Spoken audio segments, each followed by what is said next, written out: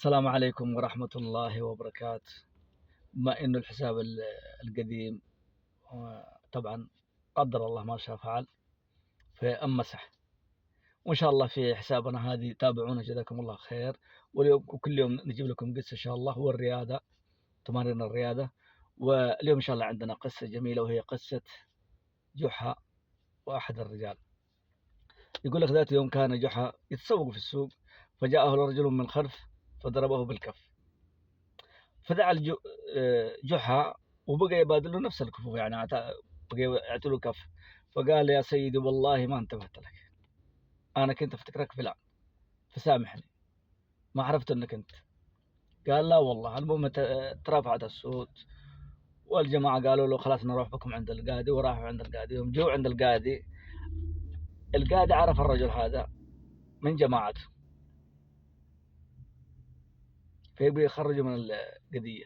ومجرد غلط هي أصلا، ما يقصد إساءة له أو يعني بينهم مشاكل، بس كان يفتكر واحد تاني فضربوه.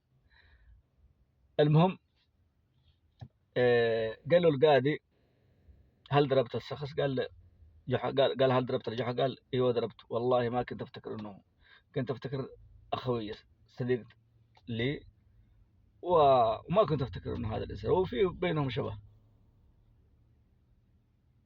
قال اذا عليك، حكمنا عليك ب20 درهم. قال يا سيدي ما عند الحين. قال روح جيبها، بس روح الحين سرعة، الحين بين تدري جحا عندي هنا، انت روح جيب ال20. وغمض له بالعين. يوم غمض له بالعين شاف جحا، بس ما عرف وش يقصد به. طبعا الرجل فهم ومشى، ما عاد رجع. جحا جلس وقف انتظر، ما في فايدة، ما في الرجل. قال فين؟ قال بيجي اصبر. طبعا 20 درهم يشوف انها بسيطة، يمكن يروح يعني يتنازل عنها ويروح.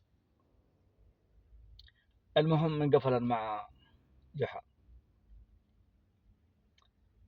قام من كرسي حقه وعطاله كف للقاضي حتى سقطت عمامة القاضي.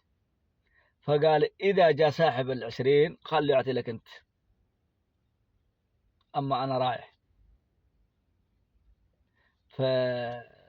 فتابعونا جزاكم الله خير وبارك الله فيكم، وإن شاء الله